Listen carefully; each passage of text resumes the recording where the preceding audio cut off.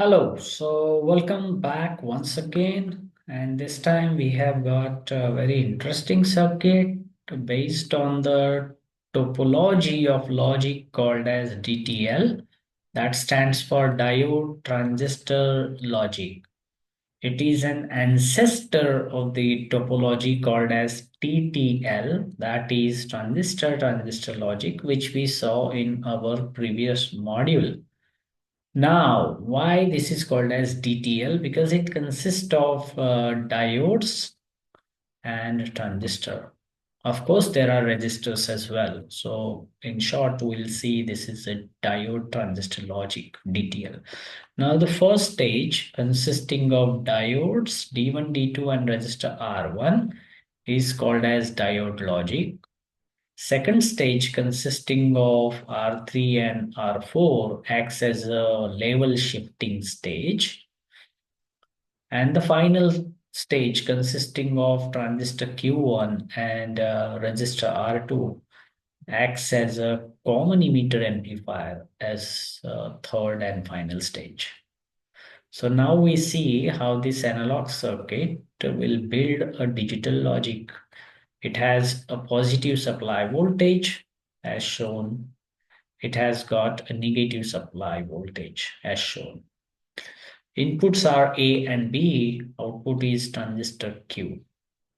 So since there are two inputs, so therefore 2 raised to the power 2 equal to 4 possible input combinations are available. So let us write those input combinations. So here is your A, B, and this is going to be the output Q. There are 4 possible combinations: 0, 0, 0, 1, 1, 0, and 1, 1.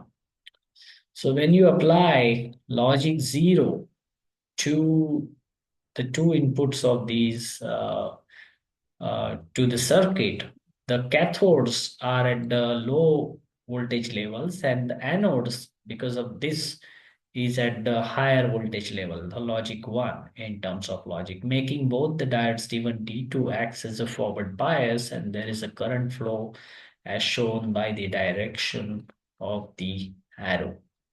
If these two transistors are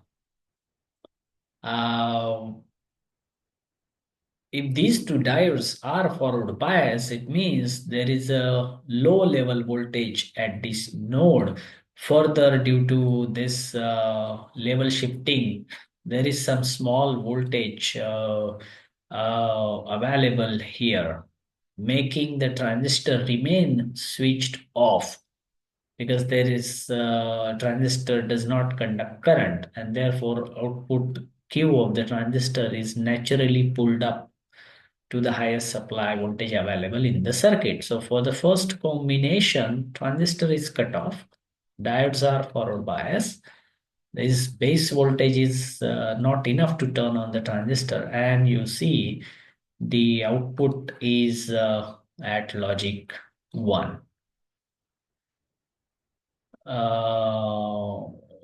Right over here. For the next two combination, as you can see, when you have 0, 1 or 1, 0. So either this is 0, 1 or 1, 0. One of the diode becomes forward bias while the other remains reverse bias. And since one of the diode becomes forward bias, again, there is some positive voltage which is much less than this voltage, because then there is a current flow through the resistor R1, and this voltage then gets level shifted here. But that voltage is still not high enough to turn on the transistor Q1. Therefore, transistor remains switched off and the Q is naturally tied to the or pulled up to the highest supply voltage available. Therefore, you can say for this combination, your outputs Q1 is again logic 1. Now for the final combination of the inputs where both inputs A and B are at logic 1. So cathodes of these diodes are logic 1, while the anodes, they are also at logic 1. So both the diodes are reverse bias naturally, making them act as an open circuit or open switch. They are disconnected from the circuit. Therefore, there is the current flow through this path. There is enough positive voltage because of this voltage now. Then there is a level shifting right here.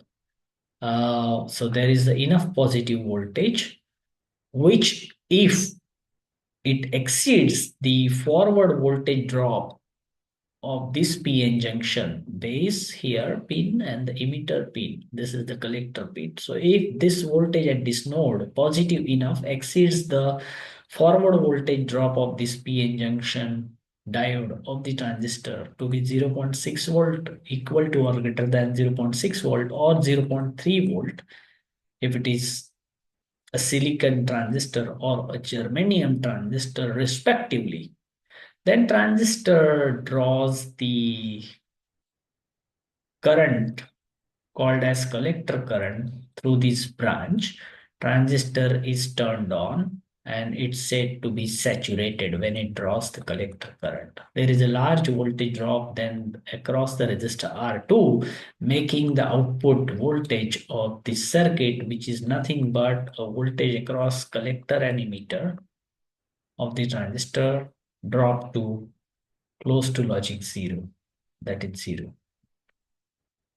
So for the final combination of the input, your output is then pulled down to logic zero. Okay. For the first three combinations, actually, you can say that this voltage at this node for the first three combination is actually very close to zero or negative, because there is this negative voltage here.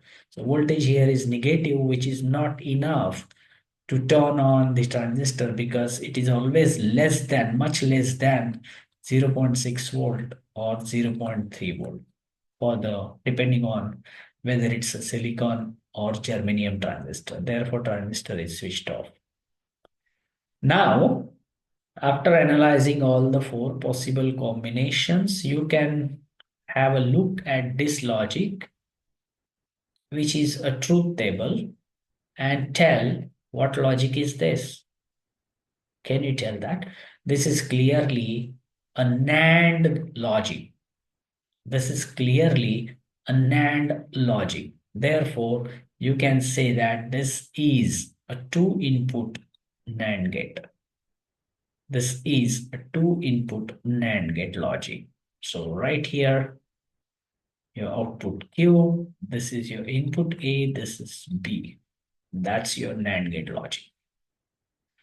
Okay, so hope you found this module useful. If you did so, share it with others. And stay tuned for more engaging content like this. Till then, wish you happy learning.